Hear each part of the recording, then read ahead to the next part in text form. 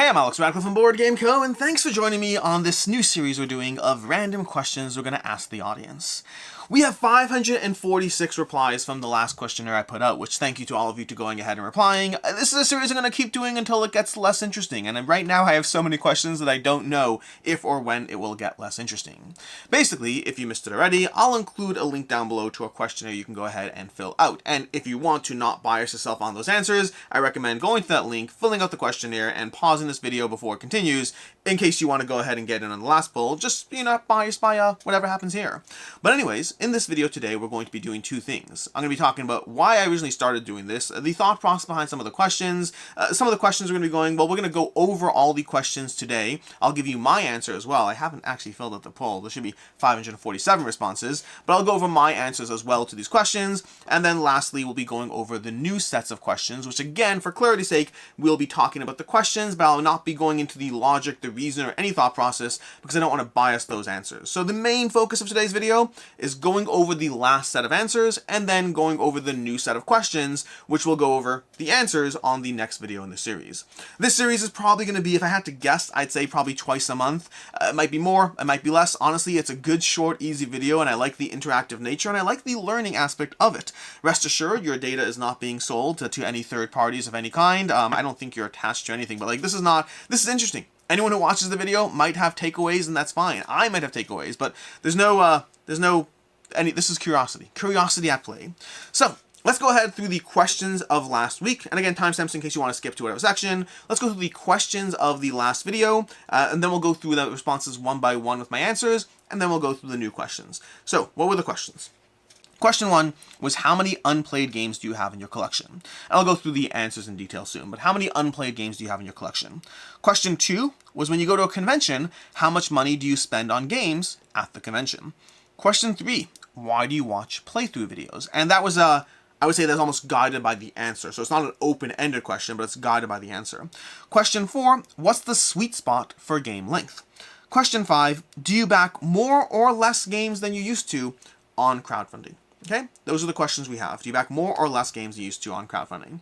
Now, before we get into the rest, I will say, there's lots of always these little cuts as I remember the pieces of information I want to talk about, but also, please go ahead and list any questions you have that you want to see the answers to down below. For the next set of questions, I've already used several of your suggestions, plus a few of my own that I threw in. The number of questions per video, I'll be generally aiming for the 5 to 6 range for the number of questions, not to make it too crazy, and to be able to, like, have this as an ongoing series and not where I run through every single thing. So I'll be aiming through 5 to 6 questions. I'll generally have a mix of the questions you've suggested in the comments, as well as the questions I have myself. Some weeks I might have themed episodes, themed videos where I cover a specific subset of questions around a particular topic, whether it's crowdfunding, your unplayed games, whatever kind of situation it is. I might have themed episodes, and in those cases I might have more questions if it fits the topic at hand.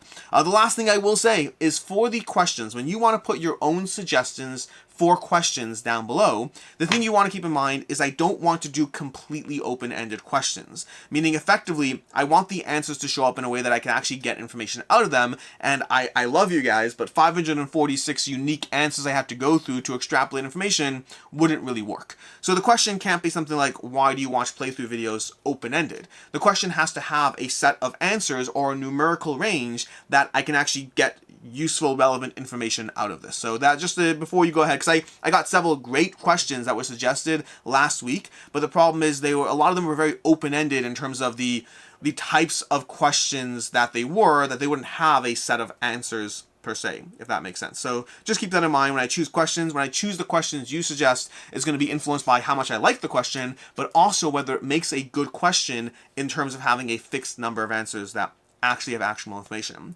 I'll also say that in general, sharing this video, I usually don't ask you to share videos. This is one of the few times that I think sharing videos is fun. I shared this video to one of the Facebook groups, which I rarely do with my videos, but I did it with this one because I want to get that extra pieces of extra information out there. And it didn't really change the total sample size. I think we went from like around 500 answers to around 550 answers after doing that. So definitely a little bit more engagement, but I want to keep the pool as alive as possible. I don't want it to be just my audience. Inherently, it'll be mostly my audience, but I want to get as much information as possible out there.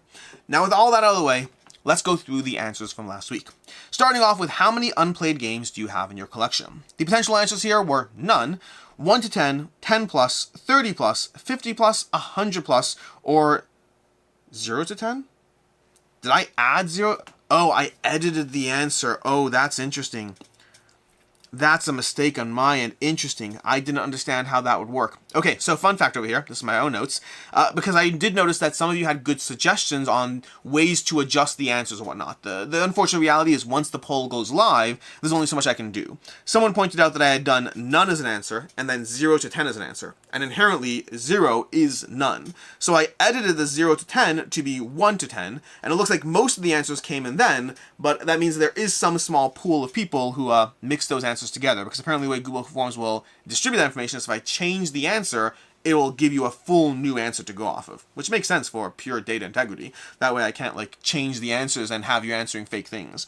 Anyways, so how many unplayed games do you have in your collection? Now, in my case, the answer is 100 plus, in my case, which is the upper range. I did get some interesting comments from people who are like, I have like 1,400 unplayed games. I was like, yeah, I have to have a capped out range. For me, the answer is 100 plus, but if I had to break it down, I think I have around 60 or 70 rotating unplayed games for content at any given time, and then around 50 or so from games that once upon a time, this is a shelf that barely gets touched, but well before I started doing content, I had a shelf. It's over there, but you see it in my purges every year, which are not content review thingies. They're games that I just backed or bought or traded for, and they go on the unplayed shelf, but they are often deprioritized compared to a review copy. So for myself, the answer is 100 plus, but I would say that my answer before doing content, just so you know, in case before I got into content and had this whole backlog, so my answer as a regular gamer as opposed to a content creator was in the 30 plus range. I would say I typically was floating between 30 to 40 unplayed games at any given time.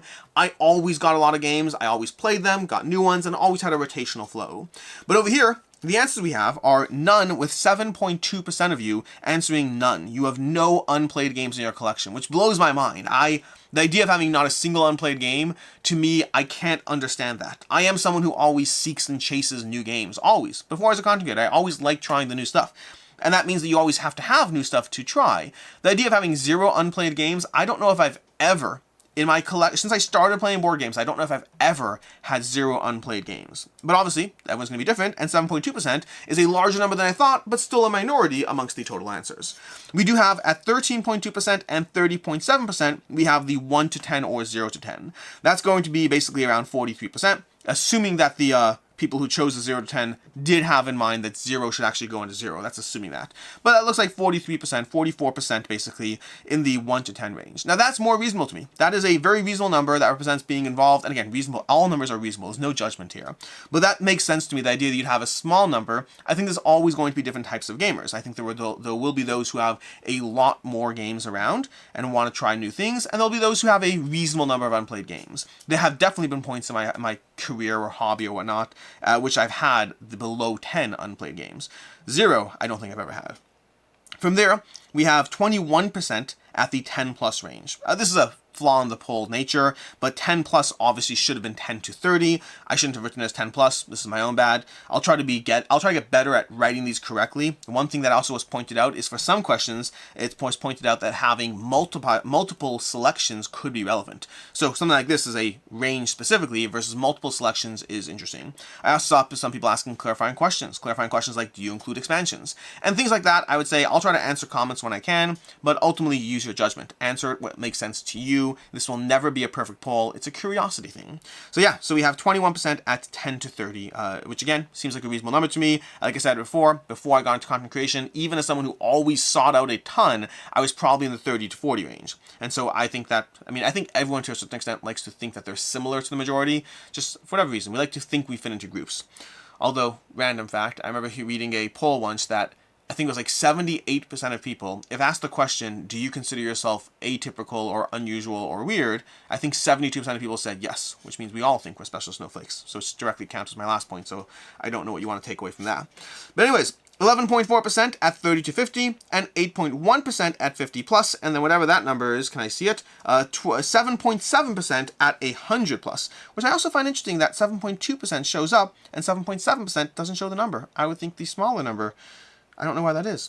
Anyways, that's basically what we have for the poll here. So 7.7% have 100 plus unplayed games, which again is a large number. The same way I wouldn't have thought that, 7.2% have 0, 7.7% at 100 plus. That's a big number. For me, I do this as a job. I have games coming in all the time, games going out all the time, and I have around 110-ish if I had to guess. I could probably count them, but somewhere in that range.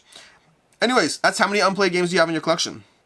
When you go to a convention, how much money do you spend on games at the convention? So fun fact, I haven't really talked about why I did the poll, but the reason I did the poll is actually question 5. I had a specific thought process that I was interested what the norm is, and I was like, I could put it in my community as a whatever, or I could bundle this up with a bunch of questions and have a fun conversation. So question number 5 was actually the original impetus for this poll, but question number 2 was a question I wanted to ask a long time ago and forgot to. I don't even remember the source for it. I think it was just literally having a conversation. I think it was like having a conversation with another person in the industry, and it was just going into like the nature of, do people spend money at conventions? I was like, they have to. They obviously do, but like, I'm not someone who spends a lot at conventions. When I go to conventions, the cost of going to a convention is the main cost. So travel, hotels, all these things, you're spending upwards of, I'd say anywhere between 500 to, well, it depends what kind of convention you go to, but if you count lodging, if you're not traveling locally, I think you're spending anywhere between $500 to $2,000 to go to a convention, which is not a small amount of money. It's a big range, obviously, but it could be even more if you're flying to Essen. The tickets alone it can add up. I'd say $500 to $3,000 is probably the range to go to a convention. But I was curious how many people spend money at conventions, and more specifically, how much do you spend at conventions? So, when you go to a convention, how much money do you spend on games at the convention? And this is specifically games. This is not the category of other things, of going out to eat, or that cool axe you found at the cosplay display, but this is specifically around spending money on board games. We have 54% of people saying, I don't go to conventions. That's a decent number. It doesn't strike me as unusual, but around 54% of people from the correspondents who answer this don't go to conventions at all in general, which, by the way, conventions can be so much fun. What is this slice over here? What is this purple slice? Oh, there we go. Okay, there we go. I found the purple slice. It's small. Anyways, but yeah, a lot of people don't go to conventions. That makes sense to me completely. I buy that. I didn't go to conventions. I was super into the hobby, super into the hobby, but I didn't go to conventions until I started doing content around board games, and that changed my reasons and incentives. Now I love them. Now I can't imagine a world where I didn't go to them. I think every convention you go to is a new set of friends and a new set of deepening of relationships. I have so much fun with them, and so it's a different story now. But at the time, I was definitely what you would classify as a hardcore gamer, and I never felt the need to go to a board game convention. But from the people who did go to conventions, and obviously you've got it to a weird extent, if you're counting the subset of people who go to conventions, you need to basically double these numbers, double and then some, because it's being pulled from a smaller percentage. So if you're someone who's actually trying to find the data of how much your people are spending at conventions, you got to double those numbers or do the math on taking out from, you have to take out the 54% basically, depends on how you look at this. But anyways, coming in at 15.4%, or let's go through them in order of the questions. We had 0 to 50, 51 to 150, 150 to 500, another error, that should have been 151 to 500, strictly speaking, and then the 500 plus should have been 501 plus. Again, if you have overlapping answers, I think it matters less with these. I think people got the idea, but technically speaking, these questions are not formatted to the best of my ability. I'll try to do better. But at 0 to 50, what bothers me the most is I caught the 51 to 150, but then forgot to do that with the rest, so whatever. Anyways, 0 to $50, we have 9.9%. And again, roughly double that, so around 20% of people who go to conventions, or 21, 22, whatever the exact math is, are going to be spending $0 to $50. So that is a reasonable number. For me, by the way, I didn't tell you my answer. My answer is probably 51 to 150. I'd have to double check. When I go to conventions, I do come back with a lot of games, and I've said this in videos. Most of those are going to be review copies that I did not pay for. There are always games that I do want enough that I do pay for them. My thing is that even though I do still buy games, like I get a lot of review copies, but I still buy games when I want to, when a game catches my interest, when I'm not getting a review copy. I do spend money on games, but I do find that conventions are often not the cheapest way to get your hands on games. Usually they're the best way to get your hands on newer games before the public has access to them. But if you want cheaper games, conventions are usually not where I spend money on games. They usually cost more. And I'm someone who, if I'm going to buy a game, I usually want to buy it at the cheapest price point possible. If you've watched my channel, you probably know that. And so, yeah, basically I tend to spend, my number would either be 0 to 50 or 51 to 150. I think it's probably in that 50 to 100, strictly speaking, if I had to guess. Because the problem is a single game. 0 to 50 is really a single game, which is a small number. That means, on average, That 9.9% is buying a single game at a convention, or 2 really small ones. We have 15.4% coming in at 51 to 150, which again is probably where I think I land. You know, if I get if I get 2 games at a convention, that's where it lands, that's where it comes in. So 51 to 150 is probably where I personally land, with the caveat that I'm coming home with a lot of games that I didn't pay for. Got them as review copies. I didn't walk out with $300,000 in Magic the Gathering cards. That's an inside joke to those who know. Anyways, 150 to 500, that's going to be coming in at, we have, what's this pool? 8.5% coming in at 150 to 500, which doesn't even shock me. I think it's a reasonable number. If you're willing to walk home with a bag of games, or that Deluxe Foundations of Rome all in, that will run you a lot of money very quickly. And so it doesn't surprise me at all that 8.5% are spending that much. Again, the cost of going to a convention, to a certain extent, coming home with a box full of games is part of the experience. So this makes sense to me, even if it's not the best price.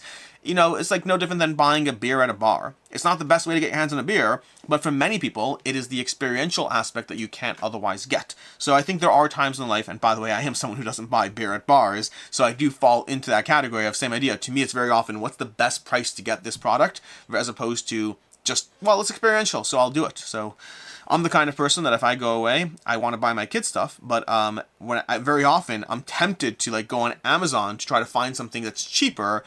But that's an area where reluctantly I get past my instinct. I'm like, I can't buy a thing on Amazon. I have to buy a thing for when I travel, because that's the one area where I lean into the experiential as opposed to, you know, cheapest price point.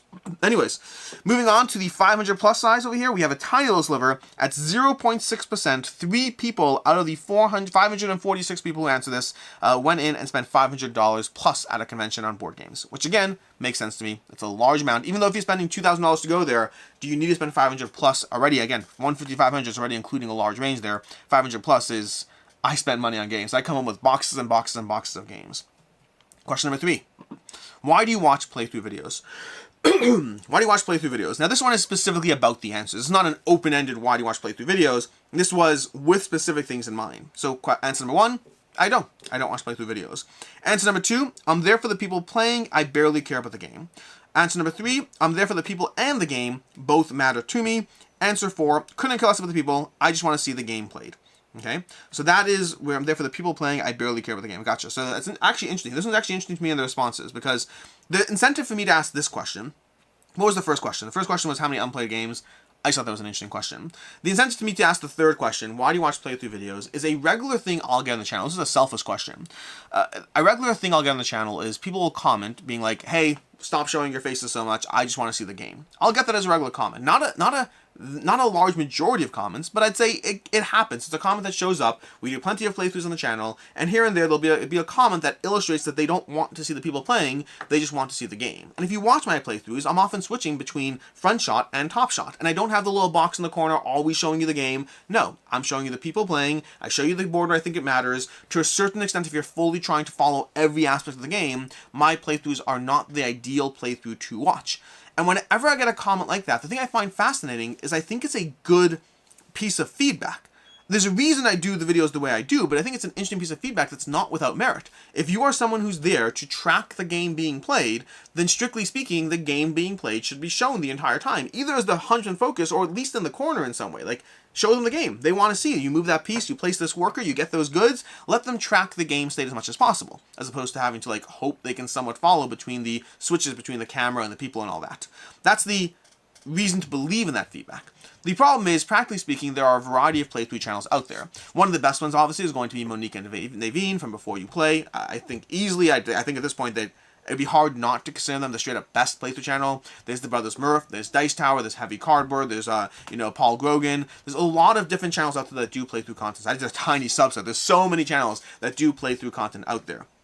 The thing that I find interesting about playthrough content is that from my own perspective, well, there's two things. There's myself as a viewer, and then there's my own perspective of the industry. For myself as a viewer, the type of playthrough content I like to watch is where personality is front and center.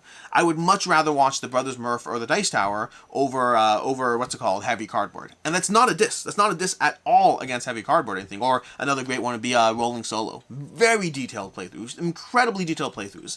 But for me personally, what I get out of playthrough content is I want to kind of get a sense of the game being played. So I like the personalities at play. I'm only watching the gameplay because I want to see the game played, so I want to see whatever that game is, but I want the people playing to give me a sense of what the game is like, and I'm not trying to follow a strict blow-by-blow of exactly what's happening as you go. That's my own bias as a viewer, and typically speaking, I find that I try to create the content that I most want to consume. That's my own personal bias. I don't know if bias is the right term there, but my preference, I'd say. Now, in general, past my own personal preference, I think that if you look at the view counts in these videos, I think there is absolutely an audience for people who want detailed playthroughs that go through every little nitpick of how the game is played, that you can follow every step the entire way you go. I think there's absolutely an audience for that, but perceptionally, based on views and popularity, it seems the greater audience, the greater views, are for channels that do a good combination of both, or that focus more on the personalities at play, as opposed to just the game. So again, I think that Dice Tower and Brothers Murph get more views than a Heavy Carper gameplay, although I think there's demand for both. That was the whole on backstory here. That was the reason for this question. I want to see from your own perspective, and again, inherently I'm asking my audience, so the results are skewed. This is going to have sample size. What's the word for there's a term for when you do a poll. Selection bias. This is going to have selection bias at play with this poll. That is what it is. But the answers, unsurprisingly to me, 59.1%, I'm there for the people and the game, both matter to me. That makes sense to me completely as the largest pool being taken over here. At 12.7%, we have I don't watch playthrough videos, which again makes sense. Lots of people don't watch that. There's a lot more work and effort to go through. I will rarely, if ever, watch a full playthrough. I'll throw it on in the background for like 30 minutes, get a sense of what's going on, and then move on to the next thing, because I want a sense of the gameplay. I'm not looking for the blow-by-blow. I'm there for the people playing. I barely care about the game. That is a tiny, tiny subset with 7 people, 1.3% answering that question, which again makes sense to me. I don't think I've ever really put on a playthrough that I didn't care about the game. With the exceptions such as Dice Tower Spectacular, when they just have a rotational cast. I'll have that on in the background sometimes, but most of the time I'm clicking on it because of the game, but I also want the people involved. And then 26.9, couldn't care less about the people, I just want to see the game being played. And again, that doesn't surprise me. As much as I know as much as I think it's the lower number, I don't think that number doesn't exist. Again, if you look at channels that do focus playthroughs versus channels that do, personality and playthroughs, I think the 26.9 versus 59.1, that is a rough number as far as view distribution, so those answers make complete sense to me. Side fact over here, just industry speculation and whatnot, one of the reasons I think that Monique and Naveen have been so successful before you play is I think they actually do a great job of combining both. I would say if I had to pick the channel that best combines both, that has a lot of personality baked into the experience while focusing on the blow-by-blow as much as possible, I think they probably have the best combination of both together. Meaning I think they're channels that have more personality, I think they're channels that have more focus in the gameplay. But I think Monique and Naveen have probably the best combination of both. Anyways, moving on to there. What's the sweet spot for game length? This is a filler question. I thought it was a fun little question. I didn't have any others at the moment. I just threw this whole thing, the whole video, the intent for the last video was very last minute. I just had one question I was curious about and decided to do a full video. What's the sweet spot for game length? Okay, we have under 30 minutes, 30 to 60 minutes, 60 to 90 minutes, 90 to 120, 120 to 180, and 180 plus. Okay, that's what we have for a sweet spot for game length. Now, what is interesting about this offhand is I did have people point out this would be a good question to have multiple selections. What if I don't want to answer 60 to 90? I want to say that my sweet spot is 60 to 90 and 90 to 120. That's a good idea. I'm going to try to take that into account in future polls where it might be relevant to have a multi-select answer at play to give you more flexibility. But with that said, we have under 30 minutes coming in at, I think it's the smallest pool. We have under 30 minutes coming in with 3 people at 0.6%.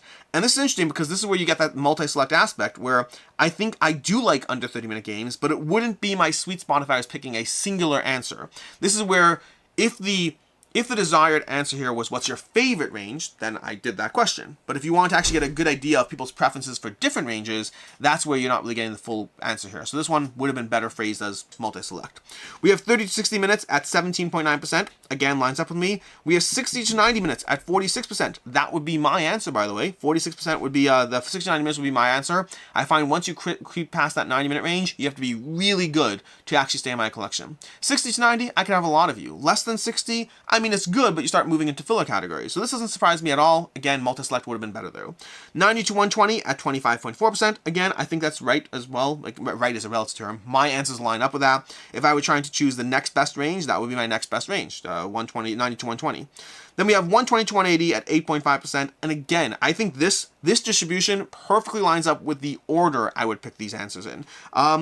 Not perfectly. Not perfectly. No. No, actually one thing's different. Because my first answer, if I had to tier these answers, it would be 60 to 90 first. I should have done tiered answers. You can do that. I'm doing that in the next poll, doing tiered answers. Meaning not just multi-select, but tiered. That's would have been the best way to do this. So 46%, 60-90 would have been my first pick, 90-20-20 would have been my second pick, 30-60 would have been my third pick, 120-180 would have been my fourth pick. Where I disagree with the remaining results is I would have chosen under 30 over 180 plus. We have 1.7% coming in at 180 plus. I would have chosen under 30 instead of that. I find once you get to 3 hours, I'm not saying I won't play you. There are 3+ hour games I'll play, but there are so many more 30-minute games or less that I will play instead. So that's a sweet spot for game length. And then lastly, the last question on the poll over here, do you back more or less games than you used to on crowdfunding? And this is the one which was the impetus for the poll. This is the inspiration for me doing this in general. I've noticed in general crowdfunding, a lot of people, sorry, I said that wrong. I've noticed in crowdfunding, it seems to be campaigns are not being as successful as they were. And a fun fact is actually, at least as of right now, a COVID year saw a bit of a dip, but last year there was more money in crowdfunding than any previous year in tabletop crowdfunding. So overall crowdfunding is still up, which is an interesting thing because perspective-wise, I would say it seems like campaigns are struggling a bit more. I mean, like the idea of hitting $1 million campaign out of the park, it just seems harder to do nowadays. Not impossible, but harder. But there does seem to be, again, overall funding is still up. I also know that many creators, myself, I know, I can't even think of who, I won't go into names, but I know a bunch of content creators who cover crowdfunding who have been very vocal about the fact that they back less than they used to. Games are coming in, it's harder to sit there and think what stands out. You get a bunch of campaign games you don't play and they go on, and you start to question where you should spend your money. And so both creators and the audience perceptionally seem to be backing less games than they used to. Again, with the caveat that the overall pool of money in tabletop crowdfunding, at least last year, was the highest it's ever been. And I'm curious what 2024 will bring, but it seems that crowdfunding is still going up, even as perceptionally, many of us might be feeling a little burnt out on it. And then obviously, again, selection bias is at play. I would say that to a large extent, people who stop backing, well, that doesn't make sense. No. I was going to say people who stop backing probably watch my videos less, but that's actually the other way around. Selection bias is almost the opposite of play. I'd say the people who are watching these videos should be backing the most, which is interesting. Anyways, do you back more or less games than you used to on crowdfunding? I back less for a variety of reasons. The biggest one is that money is money, and money's always tight, and I have to be mindful of what I spend money on, so I started backing fewer games. I also find that I am in the fortunate position that I do get games as a content creator, so a lot of games I do have access to in general. Now again, I still back games, but I find I just back less. Oh, and then the third reason would be, I do have a series on the channel called Unfair and Unbalanced. This is a Patreon only, well not Patreon, this is a supporter only channel, so if you're a Ko-Fi member, a Patreon member, a YouTube member, you get access to those videos. They go up every single week along with 2 back and not to back, and the basic pitch of the video series is I spend the entire video tearing down, and it's not a long video, the 2 back and not to back is going to be like 50 minutes, and then Unfair and Unbalanced will be like 6 minutes, because I don't go into what the campaign is, I just go over the exact same game I just covered, but I give you all the reasons not to back the game. And I'm very focusing on counter FOMO. It's called Unfair and Unbalanced for a reason. It is not meant to be like an even-handed approach, it's meant to be counter FOMO to counter the FOMO that crowdfunding brings to the table. And so that's a series that, as I was doing that more and more, I found that I was giving good reasons to not back things that I started to lean into myself. I was saying all these things and I started to actually save myself money along the way. So my own answer is I back far less than I used to. I used to back, 5 to 12 campaigns a month, and now I might back 1 to 2 a month. So my backing is still present, but has very much gone down. But anyways, do you back more or less games than you used to on crowdfunding? Answers are more, about the same, less, I never really backed much. So, to that end, we have 17.2% coming in, I never really backed that much to begin with. Never really backed that much to begin with. We have 11% coming in at more. 11% of you back more than you used to. Now again, this question wasn't necessarily phrased great because used to when? Like, what's the golden age we're comparing this to? So I should have been more specific about that. I should have said, like, over the past year or two, have you backed more or less games than you used to before the past year or two? Probably should have said that. People interpret it how they want, but more at 11%. We have less at 53.8%, and about the same at 18%. And again, that's a very telling number over here. With the 18% about the same, and it's 53.8% at less, as opposed to the 11% at more. That is I genuinely don't know how to reconcile my personal perception and your answers with the hard data that there's more money in tabletop crowdfunding in 2023 than any prior year. That to me seems like a contradiction that I don't have an answer for. But perceptionally, it feels like people are backing less. But the data shows that more money is in crowdfunding. So, don't know what to do with that. Anyways, that is what we have as far as the questions and answers to your poll. A longer break than I thought, which means it's time for the next step. Also, I'm curious about your feedback. With each of these videos, do you think I should do the answers first and then the next set of questions? Or should I start with the next set of questions and then the answers? Honestly, part of what my bias that is I got 546 respondents on this one. If I get less than 546 respondents on the next one, that would tell me that lead with the questions. It wouldn't be a perfect answer. There's so many factors at play, but I would probably switch it around. So we'll see how that goes. Which brings us to the next questions over here, the next batch. And over here, we have the following. More random questions. So, question number 1. Now again, with all these, I'm not going to tell you the thought process, the answers. I might go into how I structure things and why, but that's, even that I might try to avoid, but we'll see how it goes. But anyways, let's go ahead and go through this. I'm so bothered with myself. I'm so bothered. I'll explain why in a second. But for question number 1, how often do you play your favorite game every year? Literally, if you think about your number 1 game, not your favorite games, you think about the game to you that is your best game, your favorite game of all time, that specific game, how many times a year do you think you play it? Answer 1, 0. Answer 2, 1 to 3. Answer 3, 3 to 6. I will change this because I have, once again, I have a mismatch of some of these have properly not overlapping answers and others do. So I'm going to edit this. So it's going to be 1 to 3, 4 to 6, 7 to 10, 11 to 15, 16 to 25, 26 to 50, 51 to 100, 101 to 150, and 150 plus for that one crazy person out there. Also, if you choose 150 plus, your game better be something like Codenames and not like Twilight Imperium, because I don't know. Anyways, that is how often do you play your favorite game every single year. Okay, favorite game, specifically your favorite, not your second favorite, not one of your favorites, what you would think of as your favorite game. If you have multiple and you can't choose, pick one. How many days per month on average are you playing a board game? Now this answer over here is interesting. What did I do? Did I do... Oh, interesting. I have to change this. Do I have to change this? No. So I think I structured this. I think I just limited the answer to a cap of 31. So this is going to be any answers eligible between 1 to 31. So I think I numerically justify this answer. You have to pick a number answer, and it's going to be between 1 and 31. But how many days per month on average are you playing a board game? Actually, I should probably put 0 in there.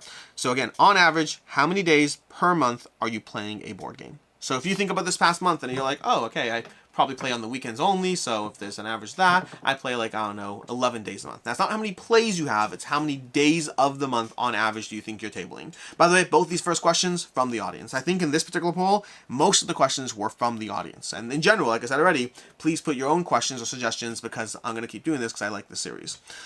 What do you value most in a board game expansion? Now, this is a tiered answer. Something new we're doing over here. We'll focus and play around with fun little new ways of doing stuff, which basically means there are 5 different options to pick from, and for each one, you have to choose your first, second, third, and if I did it right, you shouldn't be able to do the same one twice, so you shouldn't be able to choose 2 first. This is a tiered answer. What do you value most in a board game expansion? This is where I have to click on these to see if I can read them. The answers are a focused change / addition in mechanisms. Okay, a focused change / addition of mechanisms, a variety of expansion modules. So let me give you an example. An example of that might be something like Lost Ruins of Arnak. I believe the first expansion just introduced leaders. That's a new focused change or addition in mechanisms. Answer number 2, a variety of expansion modules. So again, giving you examples of this, Marrakesh Camels and Nomads would be an expansion that for Marrakesh that introduces like 6 different modules. There's the camels, there's nomads, there's new starting player asymmetric powers, there's new food costs for your dates and whatnot. There's like 5 or 6 modules that mix up the gameplay. But there's not a singular focus. There's like, here's a bunch of things to add to your game. Answer number 3, addressing base game feedback. This is specifically when you have an expansion that is trying to in some way answer or adjust for issues that might have been present in the original game or perspective issues or whatever it is. Anytime you might have something like that, whether they introduce balance changes or updates or in some way they're addressing player feedback. Number 4 would be expanded player count. Your 1 to 4 player game now goes 5 to 6 players. Expanded player count. Or there's a solo mode. Expanded player count could be a solo mode too. Although now I wonder if that would muddy the waters. So interpret this how you want. Lastly, more of the same type of content. That's basically when the game basically says, hey, by the way, here's a game you have. What's an expansion? What's an idea of an expansion that has that? There's so many offhand, but like I would say half of the stuff that like say Zombicide or Simon does would be content that adds more. You're like, hey, here's Cthulhu Death May Die, and you can go ahead and make expansions that add more scenarios, more bosses, more investigators. What are the gameplay changes? Nothing. And to be clear, like, I'm not counting a single keyword change or whatnot, but in general, if it feels like more of the same for the sake of variety, that would be the fourth type of answer. So that's going to be the question: what do you value most in a board game expansion? Tier your answers. Question number 4, I think we're up to. I think this is 6 questions because I think the last one is divided up into 2 parts. Question number 4. If you have a physical game in Shrink, but you've played the game elsewhere, does it count as an unplayed game? Now, both the last 2 questions were, again, from the audience, although I structured and adjusted some of the answers to be able to tier it out properly, to, again, give you a good question over here. But the first 4 questions are all so far from the audience. If you have a physical game in Shrink, but you've played the game elsewhere, does it count as an unplayed game? Now, the suggested question was specifically around Board Game Arena. If I play a game on Board Game Arena, but I have a copy of that game in Shrink that I've never played, does it count as an unplayed game? I broke it out into 2 answers, effectively. We have yes, simply yes, plain and simple. No is the other answer. And then the third answer is going to be yes if you played another physical copy. In other words, I'm distinguishing between playing a game on Board Game Arena versus playing a friend's copy. So again, to break down the answers or the situations, and if you come up with your own other variants, just go with what the answers are still here. But effectively, we have option 1, because again, you have a physical copy on your shelf. Now, if I play that game at John's house, does that physical copy, let's use a game in Shrink. Do we have a game in Shrink next to me? I don't, so I can't do that. Let's pretend that, I don't know, Sentinels of the Multiverse was in Shrink. Okay, this game on the shelf, let's pretend it's in Shrink. Okay, and if I play Sentinels of the Multiverse at John's house, but this is still in Shrink on my shelf, does it still count as unplayed? That's the question. Okay, or what if I played it on Board Game Arena, which is not on Board Game Arena, but that's neither here nor there. If I played an online implementation of the game, does this still count as being unplayed? And the semantics of Shrink or not, I think, are just semantics, by the way. I wouldn't count a Shrink or not Shrink. I don't think it matters. Or I'm just referring to unplayed. Your game is unplayed, but you've either played it at a friend's house or online. So again, the answer is yes. Yes if you played another physical copy, e.g. an online app play does not count, or then straight up no. That's the question for you. And then lastly, which of the following channels have you heard of? This is a question from me. The motivation for this question is purely curiosity. I often tend to assume that we all operate and live in the same board game ecosystem, and that anything I know, everyone knows. Anything that knows about that drama going on, about the crowdfunding campaign, they all know it. This is something that I also am struck with the reverse side of this, because I'm not always right, by the way. Sometimes I know something, others don't. I'm just assuming my knowledge is the knowledge everyone has, which I think we all do to an extent. I'll have this happen to me as well. There's actually a current situation with a creator where a bunch of some undelivered games, I'll get into another video, but basically I've had a few people reach out to me being like, why aren't you talking about this more? And the answer is I don't actually know. They just assume that I would be up to date on every situation in the board game space, and I'm not. But this is a question kind of around that, which is, I'm curious what degree of overlap in just general knowledge there is around board game creators. Now, I have a specific list over here. There's a possibility some of the answers might change by the time you get the poll. I might add or subtract. Right now, I went for the 15. Just I thought 15 was a nice round number. Well, 10 would have been a rounder number, but I have 15 right now. Maybe I'll add, change, adjust. Don't read into it too much. I just know that I already thought of other creators I want to add. So now the question is, do I not? Do I add them and take others out? Or do I just bump it to 20? We'll figure that part out. But the question is effectively, which of the following channels have you heard of? Okay, have you heard of them? And some of them we've even talked about in this video. But basically, we have all these channels over here, simply yes or no. Which of the following channels have you heard of? And then there's The Dice Tower, Daniel Standring, Brothers Murph, One Stop Co-op Shop, Grant's Game Rex, Tim Chun, The King of Average, Board Game Hangover, Board Game Garden, Thinker Themer, Foster the Meeple, Board Game Ramblings, Room and Board, Board Game Dave, and Board Game Buzz. I might actually specifically add to this because I realize I have a mix of YouTube and TikTok in here, but I don't know if I have a lot of Instagram channels that are dedicated Instagram channels. I have channels that have Instagram presence, but I think I want to add a few Instagram channels. I might bump this up to 20 because I'm kind of curious about the ecosystem we all live in. I mean, if you know my channel, like, you have to have heard of the Dice Tower, right? But I'm curious out of the 500 plus answers I get at the end of this, like, are there going to be 5 people who haven't heard of the Dice Tower? And obviously I'm biasing you by answering this, but still the same kind of concept applies. Even though you clearly understand now that the Dice Tower is a large channel you probably should know about, if you didn't until this moment, put that answer in. I'm curious about that because I'm very curious which channels you've heard of in general. This is pure interest about the overlap in the board game space. But then the follow-up question to that, which is why I have 6 questions this time, the follow-up question is, same channels, but have you watched their content? And to that end, we have no. I think I've watched, let me see the answer again over here. No, I think I've watched a video of theirs. Yes, infrequently. Yes, frequently. Those are the answers on the table. Okay, so same channels, whatever channels I have in the first question are going to be in the second question, but now with not just have you heard of them, but with a level of further add-on to them. And that is basically what we have for our 5 random questions, or 6 random questions this week. This video is much longer than I thought it would be. Turns out going over all the answers takes up a lot of time, and we'll see how the next one goes. But thank you so much for contributing. I appreciate your answers in general. I appreciate your continued, engagement in this fun little find out what people know or don't know or think about topical things. We'll have some spicy questions in there at some point as well. But again, feel free to put your questions in the comments down below. That will almost certainly be making it away. I still have a backlog of audience questions from the first video that are going to be in future videos. I'm just keeping a little tab of my own questions and audience questions and picking and choosing a few that will go into every one of these. And in any case, and until next time, I'm Alex Radcliffe from Board Game Co. I appreciate your engagement with this particular series, and as always, I hope you have a good one.